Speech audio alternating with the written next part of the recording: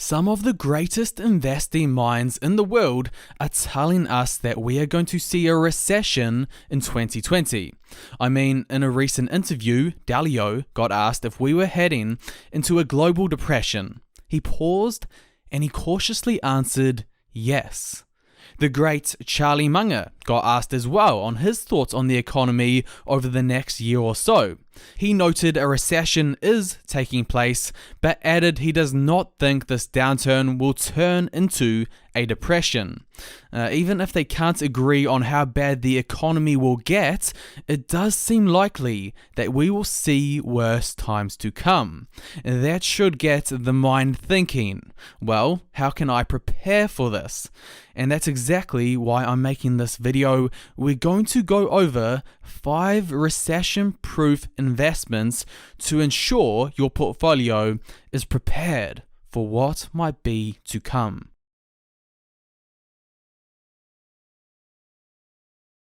I want to start off with a company that even in a recession, even in the worst of times, will still be in demand. That company is McDonald's. Let me explain.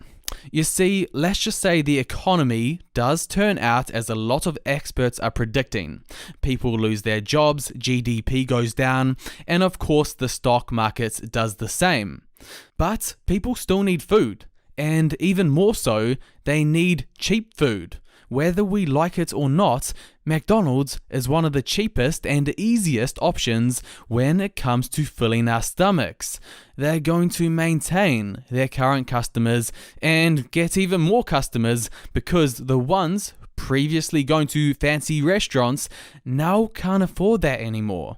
McDonald's, they're a worldwide brand. Most countries in the world have multiple McDonald's outlets throughout.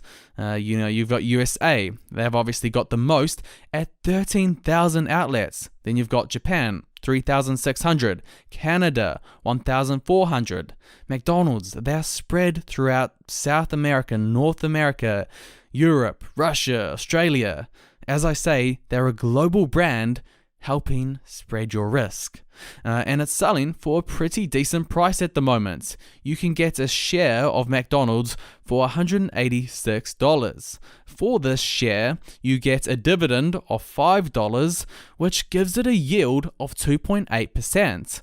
That's not too bad in this market. And their earnings is almost $8 per share, which gives them a PE ratio of 23.6. And obviously they're a well-established, big company with a market cap well over $100 billion. Some pretty solid figures there. Now, I like this next company because of a range of different things. So I'm sure a lot of you know the products that 3M make and sell, because they just make so many products ranging from cleaning, healthcare, school supplies, office, etc. Most of these types of products made by 3M will still be purchased. It does not matter what market condition we're talking about. In fact, even some products will be selling more when the economy is down. But one thing I would be ashamed at myself if I did not mention is 3M's dividends. It's one of the key reasons why the stock made the list. 3M has paid dividends to its shareholders without interruption for more than 100 years, and they've increased the annual dividend for 61 consecutive years.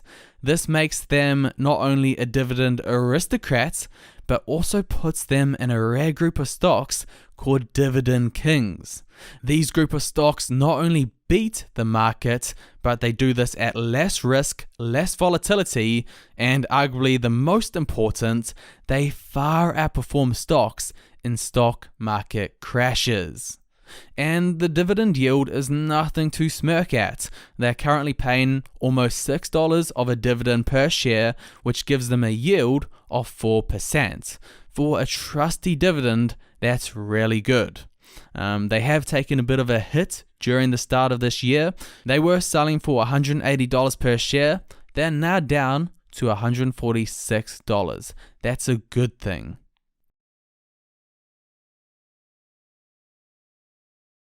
This next stock has already proven that it's got a recession-proof business model at its core. Walmart, the department and grocery store chain, has had an increase during the very tough market conditions that we've faced. While most stocks decreased at the start of 2020, we've seen Walmart increase because they've been providing cheap products that consumers need. And they really dominate the whole of the American market. Sam Walton, the founder of Walmart, he did an amazing job. In 1946, they were basically unheard of. But 15 years later, they started becoming more well-known. By then, they had a total of 181 stores. 15 years after that, they were more spread out throughout America, a total of 1,340 stores. And by 2006, they were basically ubiquitous in the United States. If you can find me a person in the US that does not know Walmart, let's just say I'll be very surprised. And this gives them an extremely strong advantage over their competitors. And the rightful question that you might ask about Walmart is, what about e-commerce? What about Amazon? How's that going to affect the company? But Walmart are taking this very seriously, and they're becoming strong in the e-commerce market. They have been acquiring a lot of e-commerce companies over the past couple of years, and we've seen high growth in this sector for Walmart over this time as well. We've seen figures like 40, 50, 60% year-over-year growth for Walmart. That's impressive. When you're looking for a company that is going to do well in a recession, what are the things that you look for? Well, an established business with a strong history, a consistent dividend, a reliable business model. Union Pacific has all three of these things. They're a publicly traded railroad company that was established in 1969. So they've been around for over 50 years, performing an essential service, which is transport agricultural products, automotive, chemicals, coal products around America. Even in a recession, this will still be needed. Also, they have a duopoly in the railroad industry with BNSF Railway. So there is basically only two companies that provide these services, which essentially means they have a safe and secure business model. I mean, figures-wise, it's pretty easy on the eye. Their free cash flow and their dividends has been increasing pretty regularly since 1999. So one might argue that it's fair enough to say that dividend is pretty safe. I mean, the dividend payout even increased in the 2008 housing bubble crash. And right now, I don't think it's a bad place to be entering into Union Pacific stock. The price, it has taken a bit of a hit, which is obviously a good thing, down from $180, now sitting at about $150. It's got a stable dividend yield at 2.7%. One thing that you'll have noticed about a lot of these stocks is their dividend. They're businesses that generate a lot of cash flow, so much so that they can afford to pay the excess to shareholders. But now, I want to move on to probably the most interesting, but as some would say, the best pick of the lot.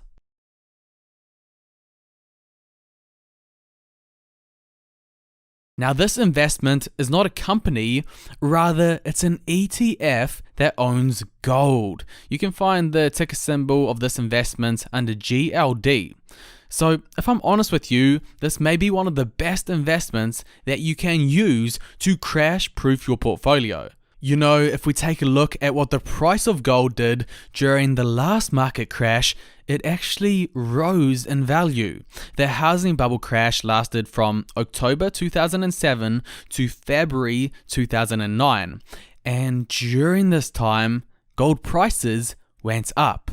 Even more important to note down was that in the 2 or so years following the market crash, gold prices absolutely shot up. they more than doubled in value in 2 years' time, from 720 points to 1,790 points. And this is why you get people like Ray Dalio saying, if you don't own gold, you know neither history nor economics. He says, I believe it will be both risk reducing and return enhancing to consider adding gold to one's portfolio.